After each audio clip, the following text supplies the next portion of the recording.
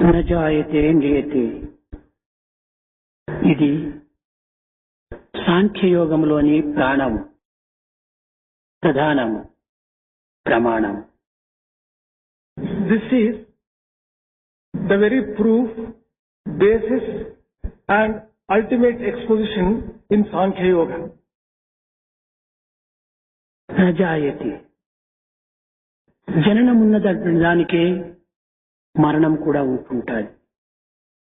That which has birth alone has death. జనన మరణములు ఉన్నటువంటి వాటికే మధ్య కూర్పబడినటువంటి ఈ షడ్వికారములు. That which has birth and death has also the 6 types of changes in between. న జాయతే, జననమే లేనటువంటినప్పుడు ఈ షడ్వికారముల యొక్క స్వభావములు మనకు అక్కరలేదు. If it doesn't have birth alone, then the question of having 6 types of change would not arise. దేనికి జననము లేదు? ఆత్మకు. What does not have birth? Atma does not have it. ఆత్మ నిర్వికారం. Atma doesn't undergo any modification. కారణము న జాయతే, దీనికి జననం లేదు కనుక ఇది నిర్వికారము. The reason for not undergoing any modification is it doesn't have birth. నిర్గుణం, నిరంజనం, సనాతనం, నికేతనం, నిత్య శుద్ధ బుద్ధ ముక్త నిర్మల స్వరూపిణం. ఇది ఆత్మ యొక్క తత్వం. The real nature of Atman is that it doesn't have attributes, it is permanent, it is immutable, it doesn't undergo any modification, it is everlasting. జాయతి, దేహమునకే జననము, దేహమునకే షడ్వికారములు, దేహమునకే మరణము. Only body has birth, body has 6 types of modifications, body has death. కనుకనే ఇది దేహి, ఆత్మతత్వం. Therefore, the indweller of the body has to be taken as Atman. దేహి నిరామయుండు. The indweller is Niramaya himself. ఇలాంటి ఆత్మతత్వమును గుర్తించుకున్నప్పుడు అన్నియు మనకు నశ్వరములుగానే తెలుస్తుంది. Once we recognize this principle and doctrine of Atman, we would understand everything else as impermanent. కనుకనే ఆత్మను గుర్తించుటకై ప్రతి వ్యక్తి కూడాను మొదలు ప్రయత్నించాలి. Therefore, in the very first place, every individual has to try to recognize Atman. న కాంచో ఏనకేన చిత్, అనగా ఆశను పెంచుకొనరాదు. లభించిన దానితో తృప్తి నందుట ఇదే ఒక మహా సద్గుణం. One should not develop the growth of desires. One should be content with whatever one gets. భక్తి యోగములో చెప్పినట్టుగా 26 సద్గుణములు కలిగినటువంటి వాడే భక్తుడు. మా మే ప్రియో నరః, ఇలాంటి వాడే నాకు ప్రియుడు అని కూడాను ఈ 26 గుణముల లోపల సంతుష్టి నకాంక్ష, ఈ వాంఛ లేకుండా పోవటమే ఇది ప్రధానమైనటువంటి ఒక గుణంగా నిరూపిస్తూ వచ్చాడు గీతాచార్యుడు. Gitacharya has proved, as expounded in the chapter of Bhakti Yoga, that there are 26 qualities which a devotee should have to be liked and loved by the Lord. And of that, contentment stands out to be one very important characteristic of a devotee. ఎంత ఉండినప్పటికీ, ఎన్ని భోగములు అనుభవించినప్పటికీ, ఎంత సంపాదించినప్పటికీ ఇంకా చాలదు, లేదు అనేటువంటి యొక్క ఆవేదన సాధకుని యందు ఉండరాదు.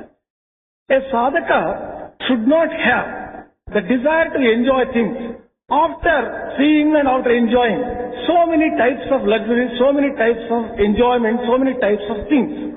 ఉన్నదానికే తృప్తి నుండి ఇదే సర్వస్వంగా భావించి సంతోషించినప్పుడే అతనికి శాంతి చేకూరుతుంది. One would be able to get peace when one is content with whatever one has and thinks that which he has is everything. సంతుష్టి లేనటువంటి వాని హృదయము కేవలము ఎదురు దెబ్బలతో అల్లబడినటువంటి గంపతో నీరు తోడినట్టుగా ఉంటుంటాది. The heart of one who does not have contentment may be compared to a basket which has a number of holes with the help of which bamboo basket with the help of which the water is tried to taken out. బావి నుండి ఈ గంపతో నీరు తోడినప్పుడు పైకి వచ్చేటప్పటికి అంతా నీరు కారిపోతుంది. If you are drawing water through this bamboo basket from a well, by the time the basket comes up, all the water would have leaked out and ఒక్క gone. చుక్క నీరైనా కూడాను ఆ గంపలో నిలవదు. There would not be even a drop of water in that basket. అదే విధముగానే ఆశలకు గురి అయినటువంటి యొక్క మానవుని యొక్క హృదయం కూడాను క్రమక్రమేణా అసంతృప్తితో ఈ తృప్తి అనేటువంటిది కేవలము జారిపోయి అసంతృప్తితో కాలమును గడపవలసి వస్తుందని దీని యొక్క అంతరార్థము. The inner significance of this is, in the same way as in case of the basket, any person who is having a number of desires and greed, he would not be able to just have contentment. All the contentment goes out of his heart, discontentment will be left with him. ఏమీ లేని మానవుడు ఏదో ఒక 100 రూపాయలన్నా చిక్కితే ఆనందాన్ని అనుభవిస్తానని ఆశిస్తాడు. A person who does not have anything at all may feel happy, contented if he gets 100 rupees. 100 రూపాయలు లభించినా అయ్యో 1000 రూపాయలు లభిస్తే ఎంత ఆనందంగా ఉంటాది అని మరొక ఆశను అభివృద్ధి పరుచుకుంటాడు. The same person, when he gets 100 rupees, he would think how nice it would be if I can get 1000 rupees. ఈ 1000 రూపాయలు లభించినా 1,00,000 రూపాయలు కావాలి అని ఆశిస్తాడు. If he gets by chance 1000 rupees, he desires to have 1,00,000 of rupees. ఈ 1,00,000 రూపాయలతో తాను తృప్తి పొందడు. నేను జమీందారు కావాలనుకుంటాడు. He would not be content with obtaining 1,00,000 of rupees. He would be aspiring to become a landlord. ఈ జమీందారు నుంచి తిరిగి మహారాజు కావాలని ఆశిస్తాడు. From landlordship, he wants to become a king, a ఈ ruler. మహారాజు తత్వం నుంచి నేనే మాధవుడైపోవాలని ఆశిస్తాడు. From that particular state of kingship, he would like to obtain the state of Madhavatva. అయితే మాధవత్వం అనేటువంటిది ఈ ధనమూలంతో లభించేటువంటిది కాదు. But one would not be able to attain Madhavatva with the help of money and wealth. ఈ విధంగా మానవుని యొక్క ఆశలు మితిమీరిపోవటం చేతనే మతి కేవలం అశాంతికి గురి అవుతుంది. As the desires of man are crossing all limits, he is becoming a lot of discontented. లభించిన సంపత్తుతో, లభించిన సుఖముతో, లభించిన భోగములతో సంతృప్తి పడేటువంటి విధానాన్ని గుర్తించాలి వ్యక్తి. An individual has to recognize the method of obtaining contentment with whatever one has, with whatever wealth one possesses, with whatever wealth one gets. దైవానుగ్రహంతో లభించినటువంటి యొక్క సుఖ సంతోషములను కాపాడుకుంటే వ్యక్తిత్వం యొక్క కర్తవ్యం. The responsibility of every individual is to secure whatever he has got by the grace of God. దైవము గొప్పవాడి అని అందరూ చెప్పగలరు. All people can say that God is great, కానీ ఇది ప్రధానం కాదు. but this is not important. దైవము నీవు గొప్పవాడు నాయనా అని అతని నోటి నుంచి రావాలి. God has to say, tell the devotee that you are great. దైవమును అందరూ కూడాను ప్రేమిస్తారు. All people love God, ఇందులో ఏమీ ప్రయోజనం లేదు. but there is no use in this particular process. దైవము అందరినీ ప్రేమిస్తున్నాడా అనే ఒక క్వశ్చన్ మనం వేసుకోవాలి. One has to put a question to oneself whether God is loving all. దైవము నిత్యత్వం అనేటువంటి ఒక సత్యాన్ని మనము ఉచ్చరిస్తాము. We say God is eternal truth.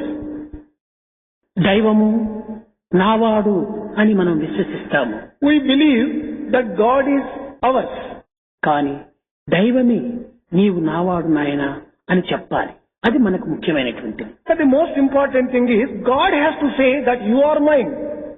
మనం ఒక రిజిస్టర్ కవర్ పోస్ట్ చేసినప్పుడు ఇది మనం ఎవరికి అందాలనేటువంటి ఉద్దేశంతో రాశామో అది వారికి అందినట్టుగా ఒక అక్నాలెడ్జ్మెంట్ వచ్చినప్పుడే ఆ జాబు సార్థకత పొందుతుంది. When we send a registered post to any person, Once you get an acknowledgement from that particular person that he has received it, then only sending of the registered letter finds fulfillment.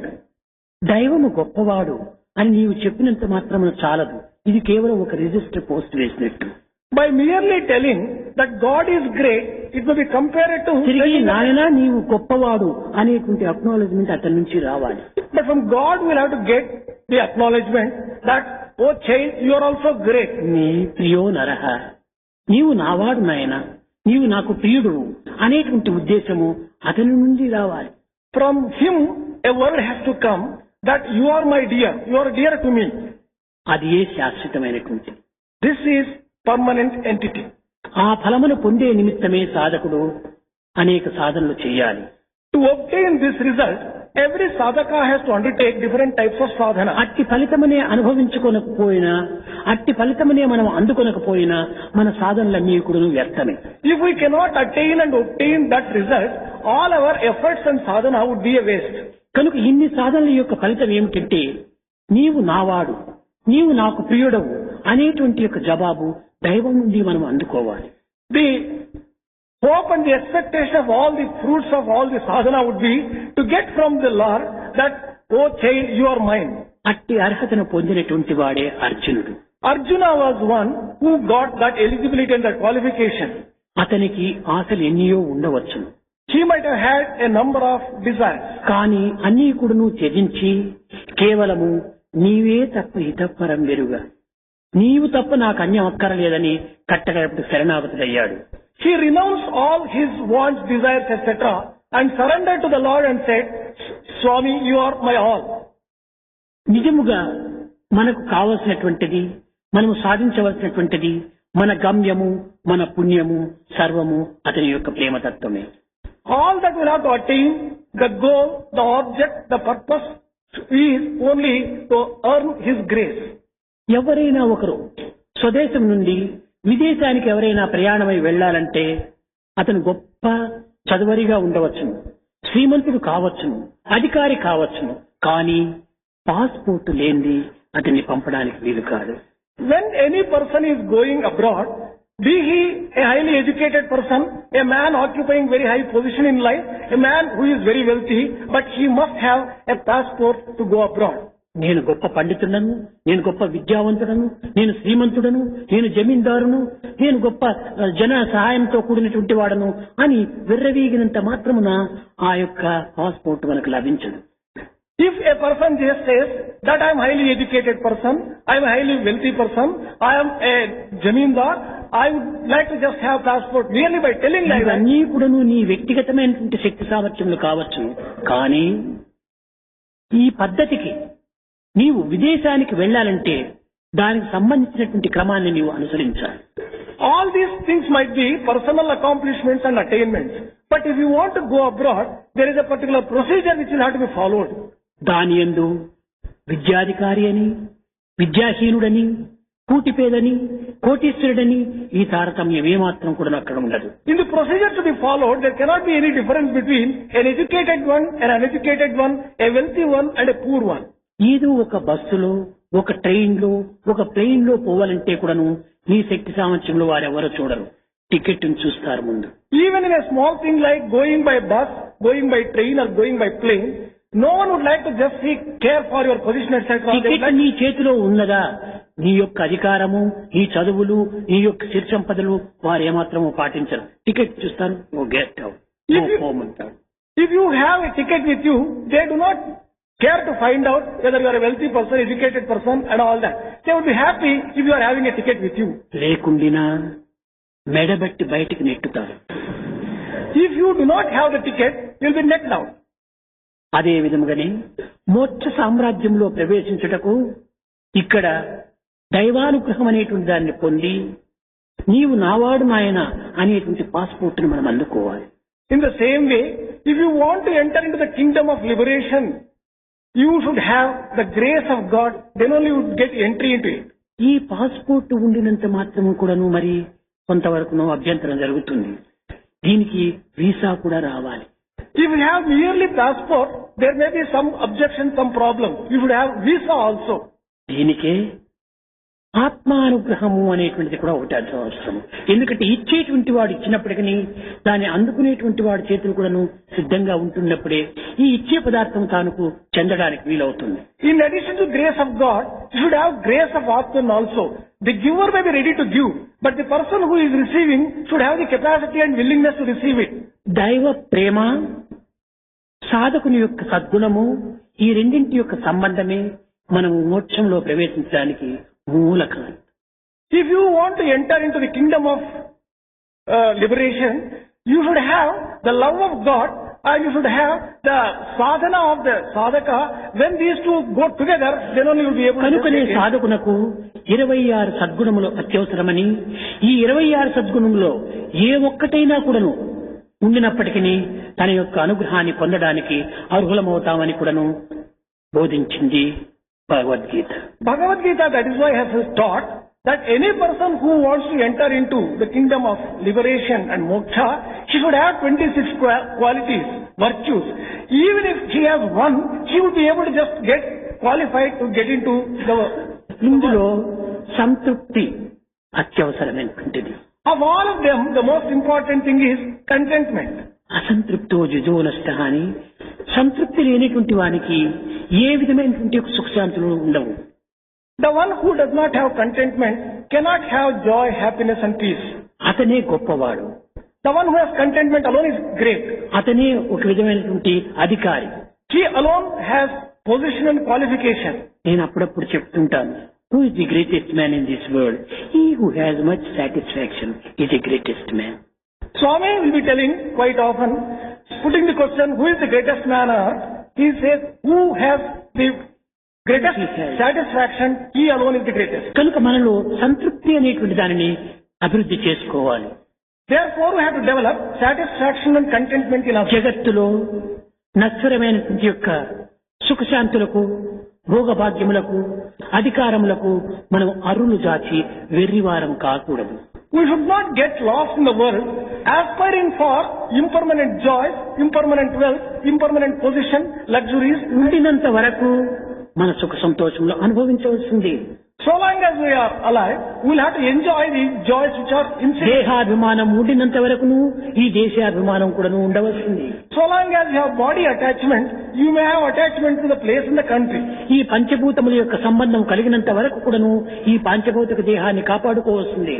So long as you have association of the 5 great elements, you have to take care of the body which consists of అయితే 5 elements. దీని యందే మన యొక్క జీవితం అంకితం కావించరాదు. But we should not, లక్ష్యమును మాత్రం దృష్టి యందుంచుకోవాలి. but we should not waste our body and the time in this particular thing itself. We should remember always the goal. ఒక చిన్న ఉదాహరణ. One small example. గొప్ప శ్రీమంతుడు ఉండేటువంటి వాడు. There was a great wealthy man. అతను ప్రపంచమంతా చుట్టాడు. He traveled the world over. ప్రపంచంలో లేనటువంటిది, తాను చూడనటువంటిది, ఎవరు విననటువంటిది ఒక గొప్ప భవనం నిర్మించాలని సంకల్పించుకున్నాడు. He resolved to construct a house which is not obtained anywhere, which no one has heard of at any time. Not heard, not seen, nothing. Yes, it was not heard, not seen, and not even dreamt of. అయితే దీన్ని ఏ విధంగా చెయ్యాలి? ఎన్ని కోట్ల రూపాయలైనా కూడా సరే వ్యయం చేసి శాశ్వతమైనటువంటి ఒక భవనం నిర్మించాలని సంకల్పించుకున్నాడు. He resolved to construct a permanent house, even if it costs crores of rupees.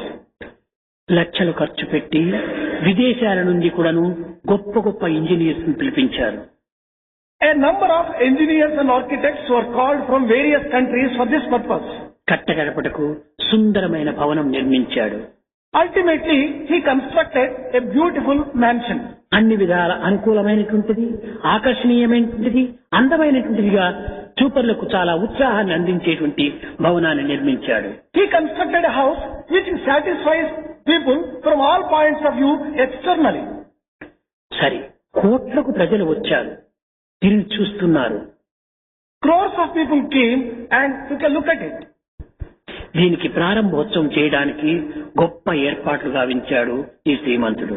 This wealthy man made all arrangements for inauguration of this అయితే ఈ ప్రారంభించటకు పూర్వమే అనేక మంది వాస్తు శాస్త్రజ్ఞులు, ఇంజనీర్స్ ను రప్పించి ఇందులో ఏదైనా కొన్ని దోషములున్నవేమో అని పరిశీలించమని కోరాడు. Before inauguration, he called a number of engineers and experts in the field and asked them, do you find any defects and Jogulu భోగులు విరాగులు బైరాగులు సర్వులను కూడా ఆహ్వానించాడు. He invited all types of people, wealthy, గొప్ప గొప్ప ఋషులందరూ కూడా ఆశీర్వాదం అందుకోవాలని పిలిపించుకున్నాడు. he invited great rishis to get their blessings. ఇందులో స్థితప్రజ్ఞులు కూడా చేరిపోయారు. Among the invitees there were Sthitaprajnas also. గొప్ప వైభవంగా వీరందరికీ తగిన ఏర్పాట్లు గావించాడు. ఒక్కతూరి సభను జరిపించి అందరికీ నమస్కరించి ఈ భవనంలో ఏమైనా లోటుపాట్లు ఉంటే ఏ విధమైనటువంటి యొక్క భయములు లేకుండా స్వేచ్ఛగా చెప్పడానికి మీరు పూనుకోవాలని ప్రార్థించాడు.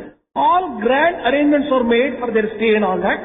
After they assembled, he prayed to them, I would humbly just ask you to let me know if there are any defects in the చేరిన ఇంజనీర్లు గొప్ప గొప్ప వారందరూ కూడాను ఈ భవనములో లోపములు చూపించేటువంటి అధికారం ఎవరికి ఉంది?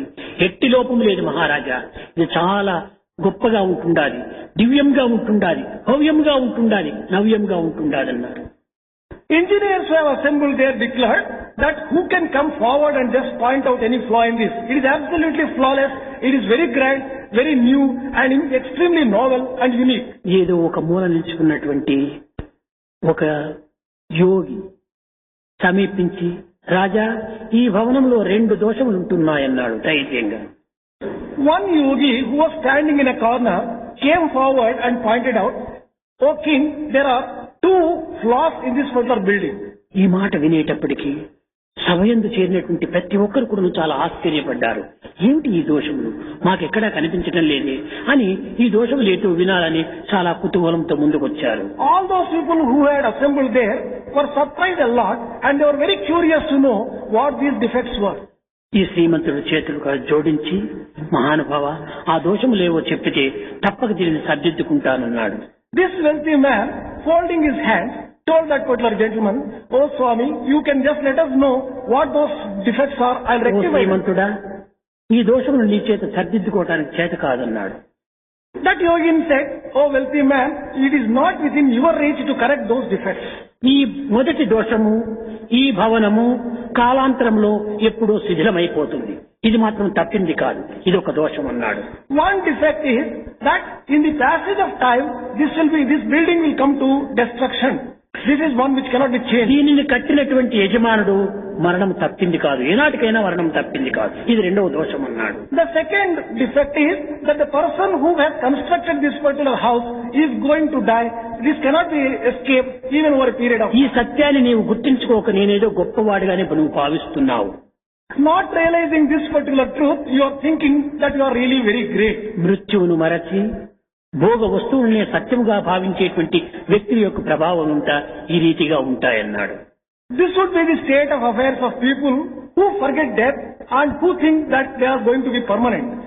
నిత్యమైన సత్యమైనటువంటి ఆత్మతత్వాన్ని లక్ష్యం అందించుకున్నటువంటి వ్యక్తియే శాశ్వతమైనటువంటి సుఖాన్ని అనుభవిస్తాడన్నాడు. Only that person who keeps in view the permanent entity of Atman will be having contentment and joy and happiness. ఇట్టి ఆత్మాను సౌధమే అందమైనటువంటి సౌధం, దీనికి మించినటువంటి సౌధములు ఈ లోకములో మరొకటి లేవన్నాడు.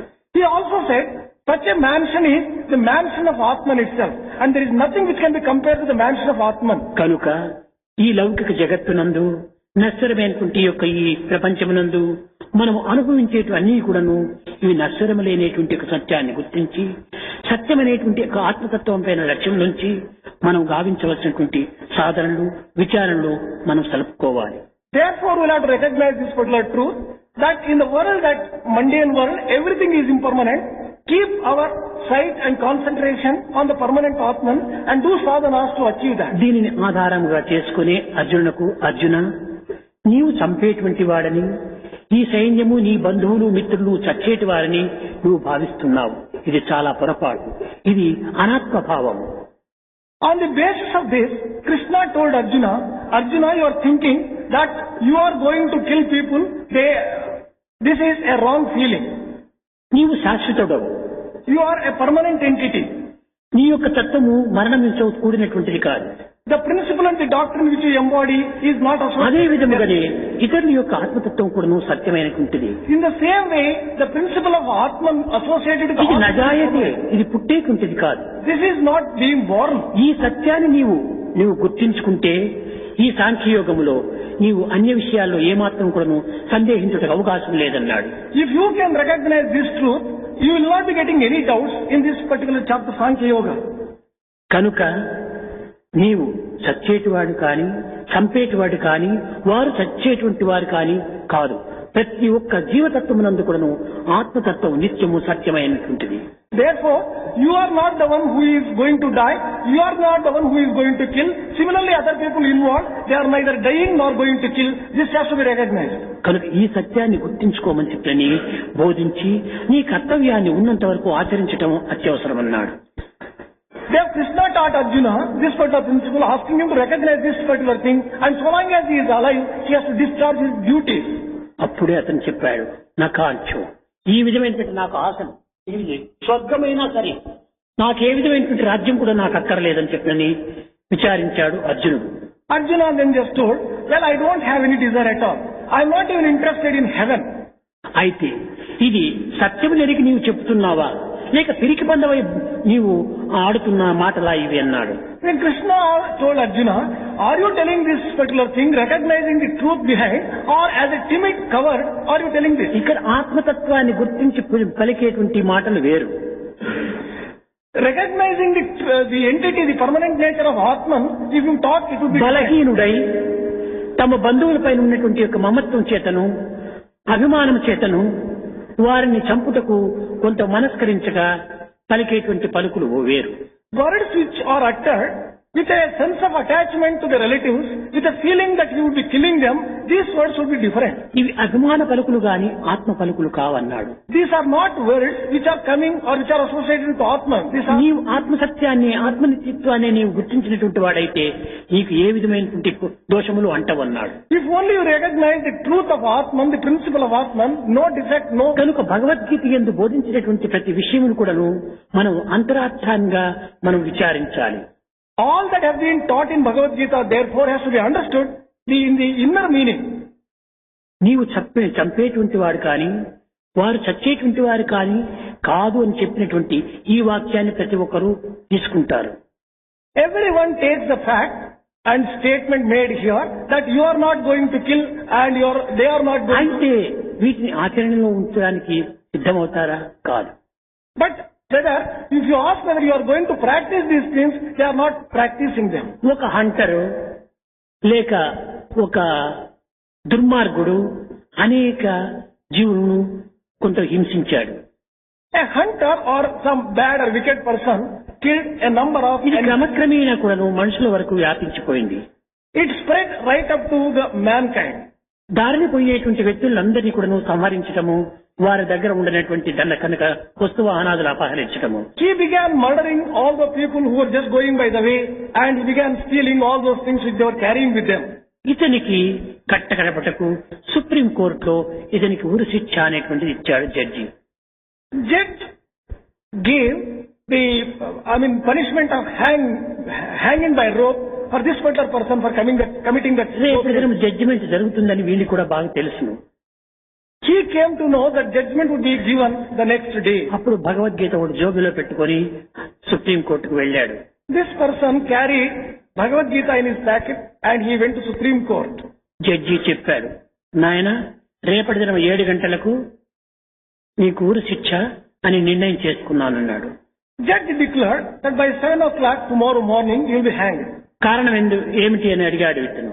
This person questioned, what is the reason? నీవు పలాని వారిని చంపినావు గనుక నీకు ఈ శిక్ష విధించానన్నాడు. Because you have murdered such and such people, this punishment has been awarded to you. Gobi నుంచి భగవద్గీత తీశాడు. He took out Bhagavad Gita from his packet. Sir judge, నేను చంపిన వాడు కాదు, వారు చచ్చిన వాడు కాదు, భగవద్గీతనే దీనికి ప్రమాణం అన్నాడు. He showed Bhagavad Gita and said, well sir, I am neither the killer of those people nor have they been killed. సాక్షాత్ భగవంతుడే చెప్పినటువంటి మాటను నీవెట్ట ధిక్కరిస్తావు అన్నాడు. He asked the judge, how do you deny those statements made by God himself? జడ్జీలు కూడా చాలా తక్కువైనటువంటి వారు కాదు, వారు అన్ని విధాలా ఆరితేరిన వారు. Judges are also match for such people. They are in no way inferior to them. నిజమే నాయన, నిజమే. నీవు చంపినవాడు కాదు, వారు చచ్చిన వారు కాదు. ఇప్పుడు నా జడ్జిమెంట్ కూడా నేను చంపిన వాడిని కాదు, నువ్వు చచ్చేవాడు కూడా కాదు, రేపటి దినం సిద్ధంగానే వెళ్ళు అన్నాడు. Judge said, well, you have not killed them, nor were they killed. Similarly, in my judgment also, I am not killing you, well, you will not be killed also. But be ready for the punishment tomorrow, he said. కనుక మనము అవసరాన్ని పట్టుకొని ఈ భగవద్గీతను ఆధారంగా తీసుకోవటము మంచిది కాదు. We cannot use Bhagavad Gita to suit to the circumstances for our convenience. ఆత్మతత్వాన్ని ఎరిగి మన ప్రవర్తన గుర్తించి ఈ సత్యాన్ని మనము అందుకోవడానికి సిద్ధంగా ఉండాలి. We have to take the truth in the statements made in Bhagavad Gita after realizing the inner ఈ భగవద్గీత కేవలం అర్జునుడికి మాత్రమే బోధించినటువంటిది కాదు. This Bhagavad Gita has not been taught only to Arjuna. పార్థులు, పృథ్వీపుత్రులైనటువంటి వారందరికీ బోధించినటువంటి ఒక ధర్మం ఇది. This particular dharma has been taught to all the people born on earth. అర్జునుడు నిమిత్త మాత్రంగా పెట్టుకొని జగత్తుకంతా అందించాడు ఈ గీతను. This Gita has been given to the entire world, keeping Arjuna as only an అయితే అర్జునుడు ప్రజాప్రతినిధి. Arjuna stands as a representative of humanity. కనుక ఈ ప్రజాప్రతినిధికి బోధించినటువంటి విషయములు అన్ని కూడాను ప్రజలకు సంబంధించినటువంటివి. Therefore, all those things which have been taught to the representative of humanity are applicable to humanity itself. కనుక మొట్టమొదట మనము ఈ వాంఛను క్రమక్రమేణా తగ్గించుకొని ఆత్మతత్వాన్ని కొంతవరకు విచారణ ద్వారా తెలుసుకొని మనము నిశ్చింతులమై ఉండడానికి తగిన కృషి చేయాలి. Therefore, we will have to gradually reduce our desires and wants, understand the principle of Atman and reach the state of content. సామాన్యమైనటువంటి మానవులు, సాధకులైనటువంటి యొక్క భక్తులకు నిత్య జీవితంలో అనుసరించవలసినటువంటి విధానాన్ని మనం మొట్టమొదట గుర్తించాలి. Ordinary people and sadhakas will have to just find out what are the things which will have to be practiced in daily life. ఎట్టి గుణములు కలిగినప్పుడు ఎట్టి సత్యాన్ని మనం గుర్తించడానికి సాధ్యమవుతుంది అనేటువంటి విధానాన్ని మనం వెతకాలి. We have to find out what truths will be revealed under what circumstances. భగవద్గీతలోని 700 శ్లోకాలు మనం కంఠస్థం చేసినంత మాత్రం మనకు భగవద్గీత సారము అనుభవించలేము. By memorizing 700 slokas of Bhagavad Gita, we will not be able to experience the truths behind them. సామాన్యమైనటువంటి జీవితం లోపల, నిత్య జీవితం లోపల మన యొక్క కర్తవ్యం ఏ రీతిగా నిర్వర్తించాలి అనేటువంటి యొక్క సత్యం లోపల మనము అందుకోవాల్సిన గుణాలను, తెలుసుకోవాల్సిన గుణాలను మొట్టమొదట మనం తెలుసుకోవాలి. We have to recognize the qualities which will have to be understood clearly to be practiced in daily life while discharging our daily duties. కనుక మొట్టమొదట రేపటి నుండి ఈ 26 గుణములు ఏవి సద్గుణములు, ఏ యొక్క భక్తుడికి ఈ గుణములు ఉండవలసినటువంటివి అనేటువంటి విషయాన్ని ఒక్కొక్క దినం ఒక్కొక్క గుణాన్ని మనం తీసుకొని ఆ గుణముల ద్వారా మనము గమ్యాన్ని చేరడానికి, ధన్యులు కావడానికి, ఆత్మతత్వం అర్థం చేసుకోవడానికి తగిన ప్రయత్నం చేయాలి. We will have to recognize what these 26 qualities are.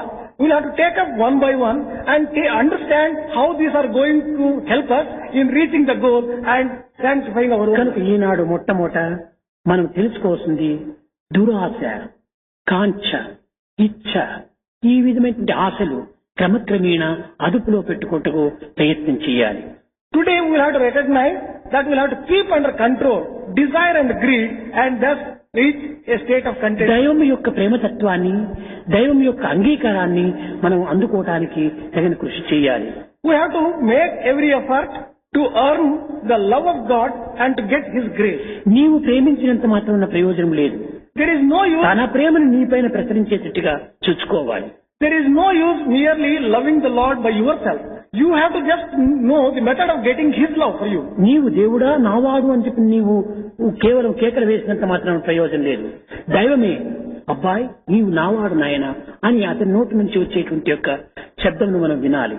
There is no use in your shouting, saying that God is yours. You will have to aspire to hear from God declaring that you are His. మనం అదే సాధించవలసినటువంటిది. That is what we will have to attain and we will have to achieve. అట్టి సాధనకు తగినటువంటి గుణములను మనం అభివృద్ధి పరచుకోవాలి. We have to develop qualities which will be in tune with that. అవి ఏ గుణములు అనేటువంటిది రేపటి నుంచి మనము మాట్లాడుకుందాం. We'll discuss and understand what those qualities are from tomorrow onwards.